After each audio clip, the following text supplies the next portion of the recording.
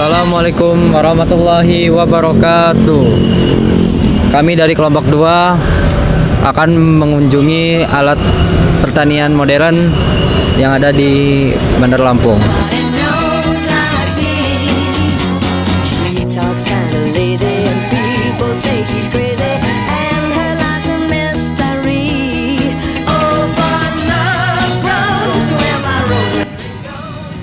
Jadi depan saya ini ada traktor yang jenis tipenya T9R dari mesin.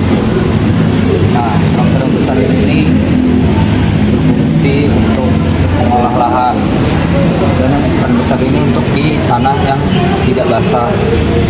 Namanya sih di perkebunan. Pada PT-PT perkebunan pada menggunakan ini akan lebih cepat dalam menggunakan pengolahan lahannya lah, dengan skala besar tadi. Dan ada 3 tipe jenis traktor ini. Dan yang kedua itu ada tipe NT548R. Nah, traktor yang berukuran sedang ini biasanya digunakan untuk lahan-lahan di sahabat daratan sama sawah, tapi kebanyakan di daerah daratan, soalnya dia sedang dan tidak berat lah buat di daerah yang air sawah gitu kan. Contohnya di pasang telur lah contohnya. Ini nggak ada pengembang. Nah, di depan saya ini ada tipe terakhir yaitu NT540R. Dia traktor berukuran kecil, biasanya digunakan untuk di lahan sawah, lahan basah. Dengan ukuran kecil ini tapi dia punya mesin diesel turbo. Karena dia buat mesin turbo itu untuk lahan sawah itu kan patras sih kadang-kadang kalau traktor kecil kan. Nah, dengan bantuan mesin ini dia bisa untuk mengolah lahan yang di daerah dalam, ya, perairan gitulah pokoknya. Inovasi baru di bidang pertanian adalah penerapan ide, metode, teknologi, atau sistem baru dalam proses produksi pertanian yang bertujuan untuk meningkatkan efisiensi, produktivitas, dan keberlanjutan usaha tani. Salah satu bentuk dari inovasi baru adalah penggunaan alat modern, seperti traktor, mesin panen padi atau combine harvester, mesin penggiling padi, mesin pemoles padi, dan mesin timbang dan pengemasan. Baik, di sini ada alat penggilingan padi. Nah, gabah-gabahnya itu akan masuk melalui beberapa mesin ini. Terus ada penggilingnya itu yang namanya rollers. Rollers ini adalah pengupasan gabah.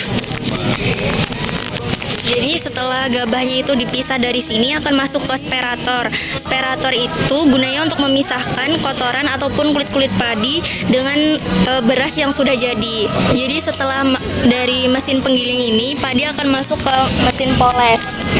Baik, selanjutnya beras akan dimasukkan ke alat pemolesan beras yang berfungsi untuk menghilangkan lapisan luar atau bekatu dari butiran beras, sehingga menghasilkan beras yang putih, bersih, dan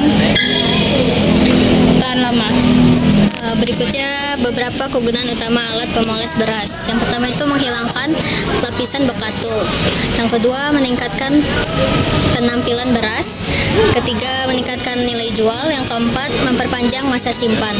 Ini ada alat pengemasan beras, yaitu di sini untuk penampungan berasnya hingga kapasitasnya sampai 25 kilo. Cara pengemasan berasnya kita bisa naruh karung di sini, lalu kita bisa mencet tombol ini untuk atur kapasitas beras yang mau dimasukkan ke dalam karung sesuai keinginan kita. Lalu di sini ada alat untuk pembungkusan dari karung beras secara otomatis, di mana di sini ada mesin jahit untuk karung beras tersebut secara otomatis dan kemudian akan berjalan ke sini, dan nanti setelah itu orang yang sudah selesai bisa mengambil berasnya di sini. Ini kita bakal jelasin tentang inovasi alat pertanian, yaitu combine harvester. Itu alat pemanen buat padi sama bisa juga jagung. Tapi kalau jagung itu bisa nambah implement. Jadi padi itu dipotong pakai alat potongnya runcing itu, lalu dia masuk ke sini, lalu dipisahkan bulir sama sampah daun-daunnya. Jadi setelah padi mengalami proses pengayakan, padi akan masuk ke roller ini dan masuk ke sini, lalu masuk ke karung padi. Setelah itu padi akan dibungkus ke karung padi dan akan dijemur biar kering. Terus habis itu padi dijual ke tengkulak. Dari kami, jika ada salah ya hal wajar. Kami tutup. Wassalamualaikum warahmatullahi wabarakatuh.